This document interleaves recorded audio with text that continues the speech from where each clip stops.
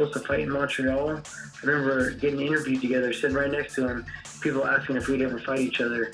And him sitting there right there and saying, yeah, man, that would be something that would be amazing. Yeah, absolutely. You know, if that's what the fans want, then obviously the fans are going to get what they want. And, you know, obviously they scheduled Dana White and know that. And then when that time comes, Dana White will approach me and TJ Dillashaw, and we'll talk about, you know, that big number, you know, you just heard. But now all of a sudden, he doesn't want to fight me because it's a realistic thing. You know, I'm trying to say that I don't really deserve a title shot, which I think is complete bullcrap. You know, I don't think there's anybody in his weight class right now to push him.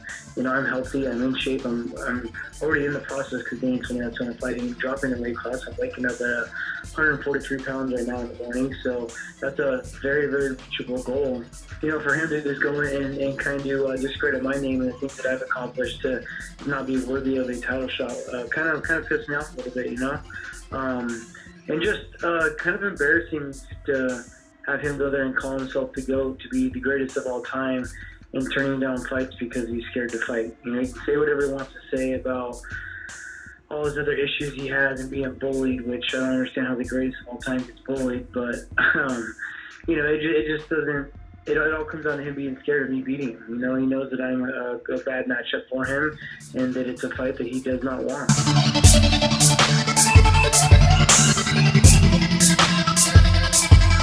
And they said, you know, it's either TJ or we close the flyweight division. And I said, close the motherfucking division then.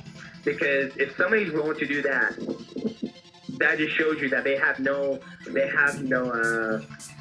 interest whatsoever of working with the champion. I've never missed weight, always showed up on time, done all my interviews leading up to fight week, traveled to Australia and coached 2 times for a fight for the flyweight division. I've done a lot, but then for them to say that, like, it just shows me that that's okay. If it's just your form of tactic of trying to call my bluff, or it's the tactic that you guys really want to do, close the flyweight division, I said, fucking close it. I mean, obviously you guys say that, you know, me, Ian McCall, Brandon Moreno, Sergio Pettis, Tim Elliott, Louis Smoke, I can probably name the whole flyweight division more than, you know, not that it's Dana White's job to know the whole division. You're saying that we don't bring excitement to the UFC, our division's not, you know, making money. I like to disagree. I think our division is making money and people are excited to see our division. And if he wants to touch fight, he come down and earn it and get a fight. So that's how the situation went. And then it puts my character, you know, in question with the public and fighters and saying all these stuff and TJ and blah blah blah blah. I'm like, no, this is what I stand for. And you have fighters jumping around fucking divisions, doing this, doing that, and I'm not about that life, homie. So Demetrious Johnson was never my friend. We weren't friends. We're not friends.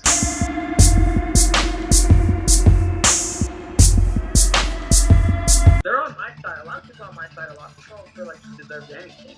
People feel like he's being a crybaby and just, you know, feel like he is entitled to a title shot just because he was a title holder in another division, which he's not even a title holder in that division. A lot of people feel like he's entitled to something, which he's not entitled to. And a lot of people, you know, want to see it because it is an interesting matchup, and I will agree. I mean, I'm not biased whatsoever. I'm straight real. It is a very interesting matchup. But, I mean, if he's going to come down and fight DJ and they're going to give him the fight, great. He better stay here for that fight, because if he beats DJ in a rematch, which DJ will get an immediate rematch, I'm coming for him or DJ. I don't care.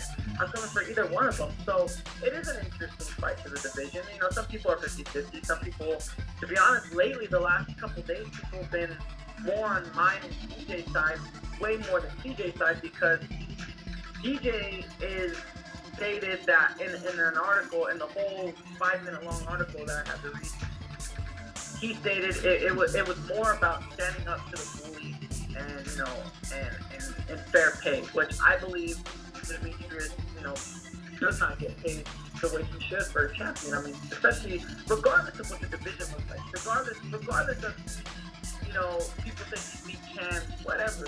He has defended his title 10 times. He is a great ambassador for the sport. He has not gone out, gotten in trouble. You know, he loves his kids. He's just doing it for his family, and he gets paid less than what some, you know, some dudes who aren't even champion are, who co-main event a card, and he's getting paid less than them. So.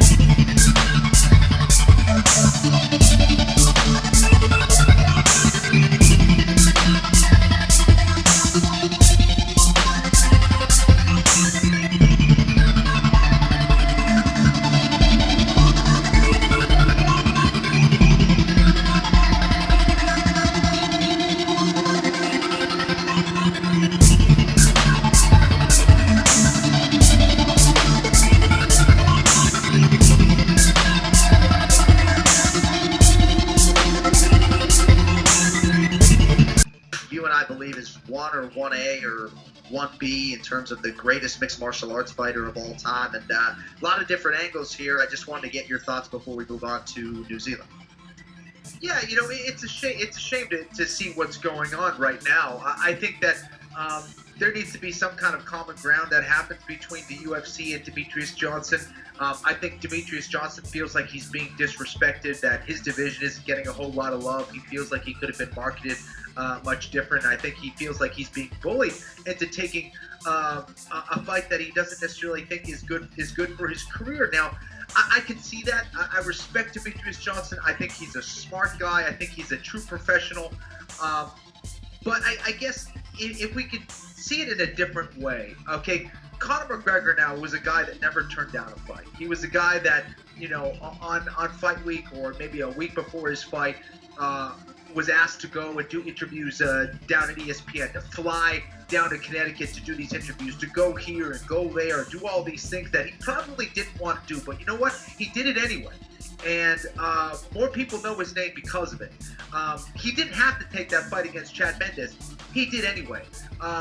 He did a lot of things that a lot of fighters wouldn't do, but he did it anyway. And now he's a star because of it. Now, I'm not saying that, Demetrious Johnson isn't a star because of those things, but he certainly could do things that could help his career a little bit more. Every fighter is different. Every fighter is going to make different decisions and has different management around them. Now, I think that Conor McGregor never turning down a fight, always looking for a way to kind of become more marketable and do those interviews that a lot of fighters would do, I think really, really helped them. Same with Ronda Rousey and not saying no. And he took on tough fights. And I think TJ Dillashaw, Demetrious Johnson is a fight that really could have elevated Demetrious Johnson. And if he beat a guy like TJ Dillashaw, a former champion at 135 pounds, he could say, you know what?